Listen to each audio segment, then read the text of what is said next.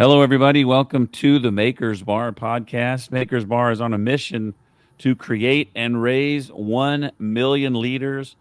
Our guest today is W.Collins from the Alzheimer Treatment Centers of America.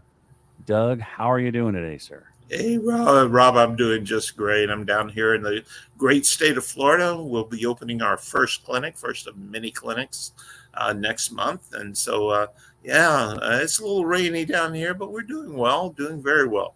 Yeah. There's a lot of, isn't it in Florida where the news is, where all the sharks? Oh, absolutely. Absolutely. It's one they say it's kind of their habitat, and frankly, if you don't have a bigger boat, you need to stay out of the ocean. All right. So tell me a little bit about what you do at the Alzheimer Treatment Centers of America. Yeah, that's a great question, Rob. One of the things that we've really worked on here is the use of artificial intelligence. And when I talk about AI, we're not talking about Chat GPT. We're actually talking about an expert AI system that literally has millions and millions of records in it. Everything from kidney disease to depression to, of course, Alzheimer's, dementia, heart disease, all of these things. And we have all these wonderful medical records, and we're able to take a lot of data in, we upload it, and it does kind of a reverse correlation analysis, and it takes all the data that we've gathered for you as a patient, and it gives us a 30-page report. It gives us some ideas of some of the underlying issues with Alzheimer's. So a lot of what you're seeing in the news today has to do with, change your lifestyle, exercise more, change your diet, begin to do this, take your vitamins, take your minerals, and do all these lifestyle changes in order to push Alzheimer's off to the future. Well, we're a little more scientific with that. We say that we do personalized precision medicine. So we have a medical doctor who's in charge of our clinic.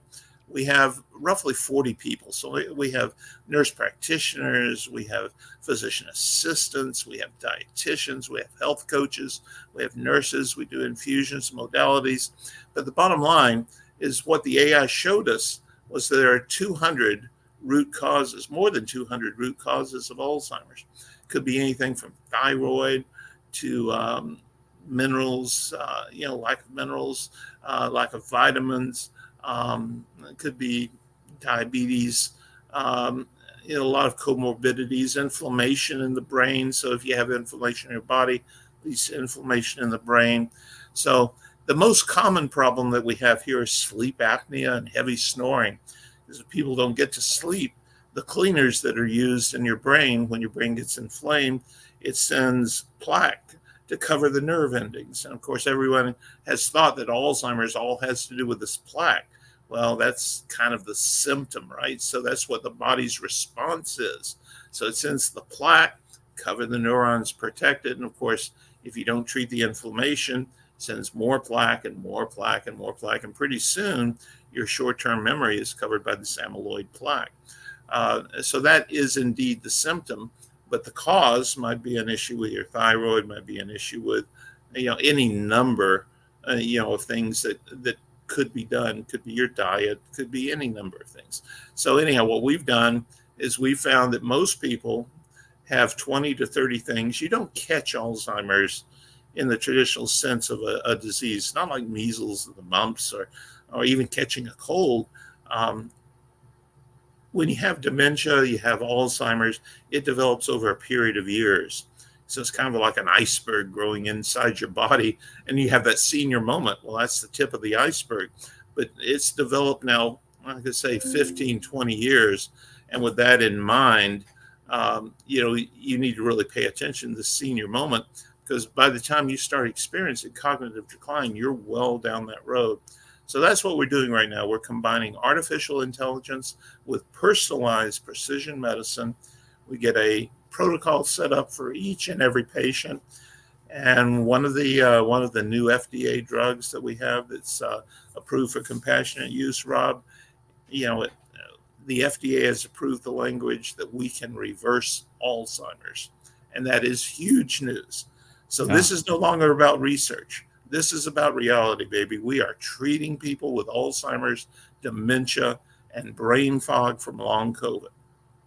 Wow. That's amazing stuff. It is truly. Amazing and interesting. Talk about your early career and how you got to be doing what you're doing now. Well, directly, my grandmother passed away from Alzheimer's.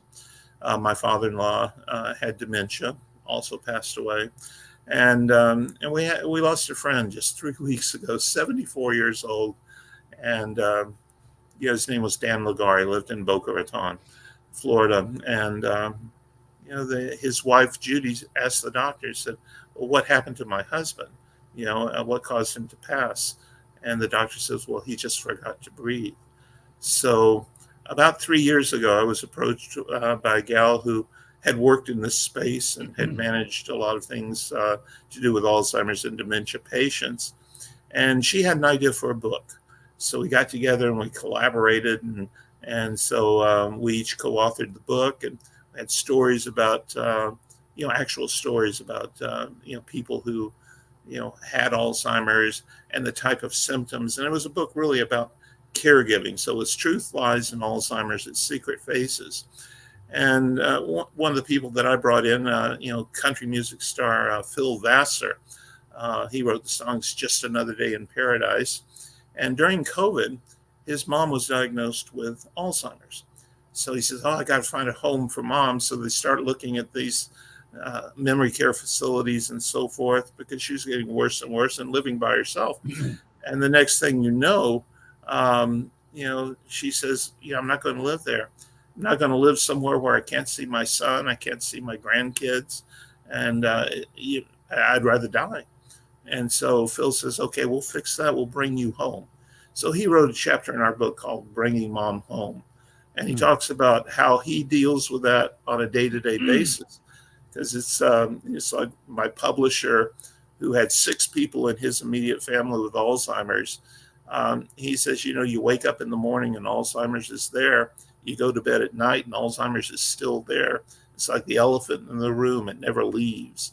And, that's really what led me to this. I was on LinkedIn, of all places, and LinkedIn said, "Oh, here's this fellow named Greg Buckley, and he's starting a company called Alzheimer's Treatment Centers of America. You've got a book about Alzheimer's and caregiving. You two should get together." So we did that, and it's been nearly 2 years now. We've been building this company coming forward, and my goodness, we've got a treatment solution. I had one investor who invested in our company, and his mom has Alzheimer's. And he says, "Doug," he says, "I'll put the money in, but you got to do something for my mom. Can you begin treating?" And the reality was, yes. We have raised enough capital to open that first of many clinics, and we can begin treating. So he's going to be flying his mom down here, and she's going to be doing some of these innovative modalities and treatment and taking some of these miracle drugs that are now coming out. And that's how we got into it. It really comes from a shared mission, perfect alignment, that all of us wanted to put together a business where we had not only a great return on investment, but you made a tremendous impact on society. What are some significant challenges you had faced, and how did you overcome them? A great question. This has been by far, and I don't care really who you talk to, this has been by far the most difficult capital raising market that any of us have ever seen. Those of us who have raised capital in the past for different projects and so forth. There's been so much unrest in the world. I mean, you've got wars happening in the Ukraine and over in Israel. You've got uncertainty in our political climate. And there's $4 trillion sitting on the sidelines waiting to enter and start doing stuff with it. And it's only been recently that some of the funding is beginning to break loose. That really has been the overwhelming issue here, was actually getting the capital. So there's a need, Rob, for 6,000 of our clinics just in the United States, 50,000 of our clinics around the world. And in order to do that, you need capital, because this is brick and mortar. Now, granted, we've got a great design. We need limited capital because we lease the equipment and we have the landlords do the build out. But even so, in order to get our services out there to the people who need it, there's a need for capital. So fortunately, we've got great investors now, and we're moving this forward. But that by far has been the largest challenge we've had. What has been your most satisfying moment? Oh my goodness, that is just really just seeing it all come together. Yeah. You know, basically, when you see a team, and when I say a team, we're doing something different in the medical space. Okay, we have 7 Harvard Business School grads and other MBAs. We've got MBAs from Wharton and from the Copenhagen School and so forth, and we've got celebrities who are lending their name and their talents to help promote this. But more than anything else, we have a world-class team. I mean, we've got Harvard MDs, we've got people with international degrees, we've got a lady named Arlette Pinnell, who basically works with she ran the global fund for the United Nations, WHO. She's joined our team. We have a Tiger 21, one of the ultra high net worth individuals who has a longevity clinic named Dr. Rosenblum, and Mark has joined our team. We have just a tremendous team. We had our medical officer, chief medical officers from Harvard. He has 2 degrees in biochemistry, 2 doctorate degrees, and he has been working on his own for the last 6 years, reversing Alzheimer's. So, just seeing everything kind of coalesce here, and you see the team spirit, and you realize that people are smiling because they know in July, when we open Port St. Lucie, Florida, open our first clinic, that we're going to be able to make a change in people's lives. And I think that's really the most satisfying moment. And while it's satisfying now, it's going to be even more satisfying when we open the clinic. People are already beginning to sign up. Our clinics are small. We only have 1,100 patients, new patients per clinic. So the idea there is to really keep the community small, because Alzheimer's dementia patients, they don't like these huge hospitals, So you need to keep your staff very stable. You can't have changes. The clinics need to be built for Alzheimer's patients, the right kind of colors, the right kind of sounds, the right light, just everything has to be properly designed in this, and you keep them small. So where the drive time, because these people are coming to your clinics maybe 5-6 times a week initially, and during that time you want to keep that drive to maybe 10 or 15 minutes because the caretakers are bringing them in. But keep in mind, this is not just for the patients, right? The caretakers can come, they can leave them at our clinic, and they have 4 or 5 hours now of free time. And this is time now that they can go, because Alzheimer's just takes such a toll on the caregivers, because when someone in your family gets Alzheimer's, everyone in your family has Alzheimer's. Yeah. So, as one of the leaders of the company, how do you define success? I think it really has to do with keeping a perspective on providing something, as I say, that has not only a great return on investment, but also makes a difference. You have a choice for what you do, right? So you can get out there and try to chase that almighty dollar. But when you can get out and you can make a difference in people's lives, that truly is the best of all worlds. Making money, making an impact. That's how I define success. How do you handle adversity? You just kind of, it's one of these things where I always, spar with my CEO a little bit, and I say, we have this kind of greater purpose, and the universe is opening up and is providing us a lot of assistance, and Greg will say, Doug, we're doing it because we work hard, and all of our hard work is now beginning to pay off. But whether it's the universe, giving us a little help, or it's the hard work that we put in, and, day after day, you just get up, you keep that positive, mental attitude, and you just get in there and you keep talking with people. And the more we talk, so many of our investors, they're investing not only because of the return, but they're investing because they have a personal story. My wife will tell you that everyone has an Alzheimer's story. It's somewhere in someone's family. Rob, you probably have a story yourself that you could share of a relative or a friend who has suffered from this terrible disease. And that's really what gets us up and gets us going each and every day. Yeah. Can you tell me about, while you're getting all this together, maybe like something like a failure that you ended up turning into a success, or you learned a lesson from it? You know, uh, the key really when you're trying to raise money and you're trying to talk to investors, there's always a balance, right? Because you have to structure that offer so where it resonates, with the investor. That probably was, I won't say it was a failure because certainly when we went out, we had an idea of what would resonate.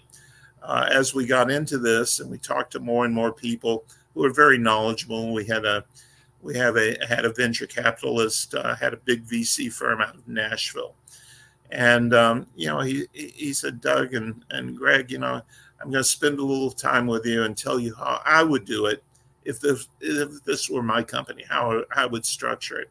And we listened, and really that was really the key. You know, Listening to him, we realized that he really understood the market at a much higher level than what we did, and he understood why money was sitting on the sidelines and why people were not investing it. And I think, as I say, it wasn't so much of a failure as it was trying to figure out how to tweak it so where it resonated.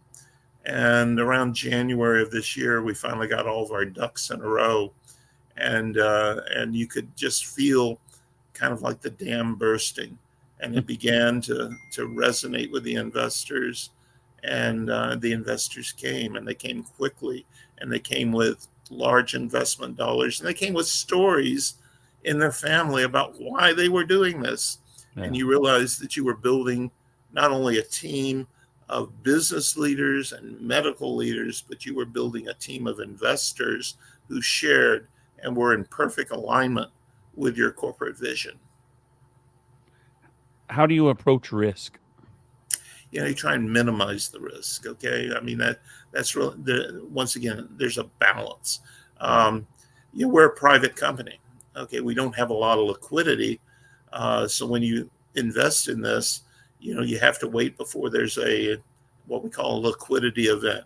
Normally that's like an IPO. Everyone understands IPO because they understand you kind of buy low and sell high. Hopefully that's what happens when you have your IPO. But there's a lot of other things that you do here in terms of minimizing the risk. Um, Mostly, people understood our risk is that they knew there was a problem. Instinctively, they know we have the treatment solution. Okay, they know that. They read about it. They even AARP put it on their May or their March cover of their bulletin. The Alzheimer's Association puts it up there. You need to change your lifestyle, change your diet, exercise more. We all know that. I mean, Lord knows, if you wanted to lose weight and there was a pill, you see what's happening with Ozempic, for instance. Nobody wants. Everybody knows you start exercising. You don't eat so much. You watch your diet. You do all. You can lose weight. We've Yeah. known that. It's just too much work. It's a lot easier to take a pill. Okay, so everybody's big pharma. Rob has spent $40 million. I say, and I said that with an M. I'm going to say it with a B because it is actually $40 billion that they have spent looking for that silver bullet.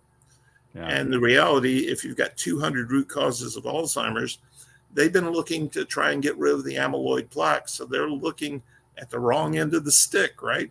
They need to be looking at the root cause and find out what's going on in the body that ends up with causing the plaque in the brain. So, I mean, it's been completely the opposite. They haven't been able to early diagnose Alzheimer's, so they don't know when it starts. and they don't know what to call it when they finally find it. They're not sure if it's some form of dementia or if it's Alzheimer's, and you don't see it until they're in mild cognitive decline, which is like late stage 2, early stage 3. If you were a cancer patient, you're already well into it by the time you know it. So these are some issues that you've got to address as you really plan it going through. Since you are one of the two top guys there, how describe your leadership style? Describe your leadership style. If you kind of delegate responsibility, you got to give these people the authority to make those decisions. Yep. You promote a kind of a camaraderie, a team spirit, so to speak, and that's the leadership style. You basically I don't know if you've seen the movie about the boys in the boats, but you get 8 people, and you make sure that they're rowing all in the same direction at the same tempo, and that gets them down there. And if they're doing it really, really well, the 8 become one, and when they become one, they win. And that's kind of what our team spirit is all about. That's the style. You analyze everything as well as you can, then you make a decision and you go with it. So I read on your Indeed. Is it Indeed? That's what it says, right? Indeed. That's that. Yeah. I read on your bio. I read about your book and you talked about it a little bit, but you also have a broadcast studio. Back in the say right around 2011, 2012, right up into 2016, I owned a broadcast studio, and we were the first studio in the country to do video over IP. Same way you use your cell phone, that's voice over IP. Well, we were able to work with a company, and we worked with Cisco, and we basically took video and converted it into packets, and we sent it across a broadband. Broadband was just beginning to happen, so you didn't have access to it easily, and it was very expensive. When we were doing broadband, Rob, we were using T1 lines. You don't need to do that anymore, but in those days, we took a satellite truck and we made the satellite truck totally, well, it didn't make sense. 3,500, so you made it obsolete, because you beam it up to a satellite, beam it down, and you'd watch it, and it was like bad kung fu movies, right? So you'd hear the question, and then like 3 or 4 seconds go by, and they answer the question. Well, it's beaming up, beaming down. Yeah. Now you have no latency, so you and I are on a video platform using video over IP right now. So when we talk, there's no latency. So when our lips move, it's in real time. And we were the first studio. USA Today covered us, called us the most advanced broadcast studio in America. We got 4 pages in USA Today with 6 photographs. And it was a really interesting time because we pioneered a lot of what is happening in the broadcast world today. Long before FaceTime, long before Skype, we were doing this, utilizing Cisco and, just great technology that was, before all of that. And also read that, I guess it might have been before this, you had a career playing the guitar. Yeah, I might have done that. I've been playing for a few years now, and I had the privilege of, kind of touring the country, and my agent called and says, Doug, if you'll cut your hair and wear a tuxedo, I can put you in the orchestra at the Sahara Tahoe. And so I said, hey, that sounds like a good idea. So when you get out there, you get a chance to work with the great performers like Sammy Davis Jr. and Sinatra and Isaac Hayes and people who are coming into that area. And I mean, it was fun times. So yeah, great experiences. And still play guitar, Rob, every day. It's one of these things. Also, if you check out music and Alzheimer's, music is a great way to keep that mind sharp, and once again push Alzheimer's out. So something I continue doing every day. Earlier, before we started recording, you brought up some celebrities that are working with y'all. We're real lucky. When we started all of this, I had a number of friends in the business, whether it's acting or music, and so we mentioned Phil Vassar. But if you're a fan of the movie Jerry Maguire, well, the real Jerry Maguire is a NFL super agent named Lee Steinberg. And if you go to our website, which is ATCA.ai, you can watch a 2-minute video where Lee really talks about our company as being the best of breed. But more than that, he talks about his clients, his quarterbacks like Troy Aikman, Warren Moon. A lot of the people got a lot of concussions. They got traumatic brain injuries. They're in the NFL, and they're getting Alzheimer's and dementia at a much earlier age, and a lot of that has to do with the trauma that they suffered in the brain. And then you take a look at Eugenia Kuzmina. She lost her grandmother. She's from Moscow. She's a supermodel now. She graces the cover of all kinds of magazines. And she acted in Bruce Willis's last movie, Assassins. And in that movie, Bruce had to have these cue cards, huge cue cards that got hung up above the head so where he could remember the lines that he was having to do. And that was the movie. He retired after that and was diagnosed with aphasia, which is a form of dementia. We hope to get Bruce into our clinics one of these days.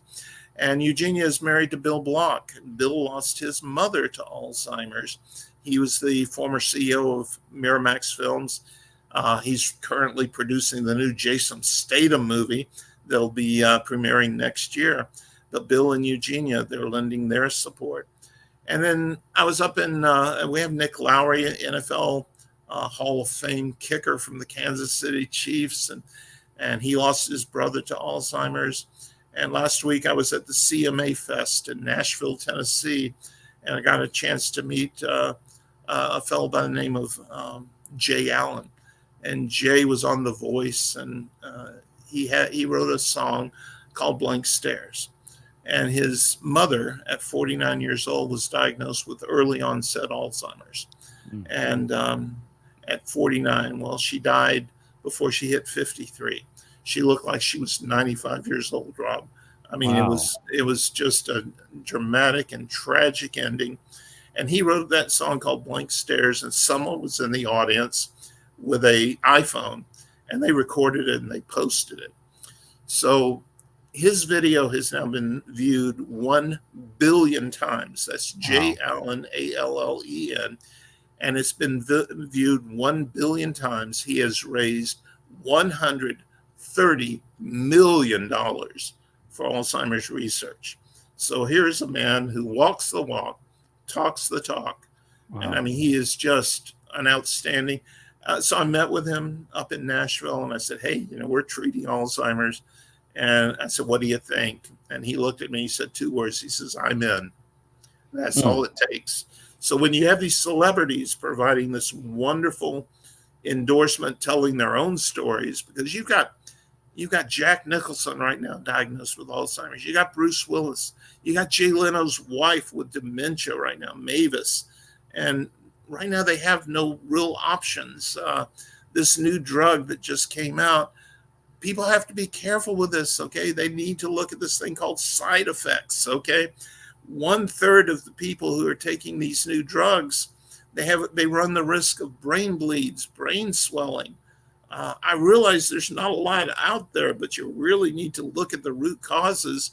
Don't go taking these drugs trying to dissolve the amyloid plaque. Take a look at really what's going on. Get a 30-page report. Learn what's going on in your body, what's happening from a metabolic standpoint, and treat that. And instead of taking the drugs, maybe come down, try one of our techniques. I mean, we've got sound waves that can go in there and break up the plaque. No side effects, So anyhow, you should take a look, because there's some new things that are happening.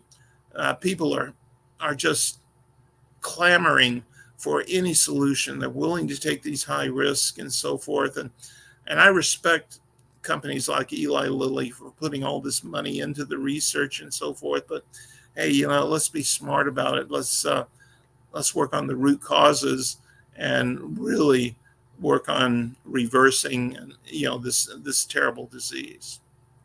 Well, I personally don't have a Alzheimer's story, but just listening to you and the passion you have to help these people and all the passion that all these other people have that they want to help out. It's just an amazing story. And I'm so glad I got to talk to you today and hear all about it. It's pretty awesome. Rob, I can't appreciate, we really appreciate your time. We look forward to watching this broadcast out there on YouTube. And boy, anybody interested, come to our website, atca.ai. So it's short, it's sweet, and we've got great videos that you can watch, and you can really, basically get an idea how to get your arms around this and take care of your loved ones. And yeah, I mean, it's really, I don't know, it's really one of these things. Rob, you take a look back and you say, what did I do with my life? And this is one of these things that I'm extremely proud that I got involved in this. Yeah. I'd put it right up there with the cure for cancer. It's the number one cause of death in the UK right now, in Finland, in the Netherlands. It's the number 7 cause of death here in the US. So there are 55 million people in the world right now with an Alzheimer's diagnosis. And it's a tragic disease. So we've just got to do something. And to our credit, we are doing something. Yeah. Pretty awesome stuff. Well, Thank Doug, you so much. appreciate you coming on, sharing your story here on Maker's Bar. And thanks to everyone out there for tuning in. And we'll see you next time with a brand new episode.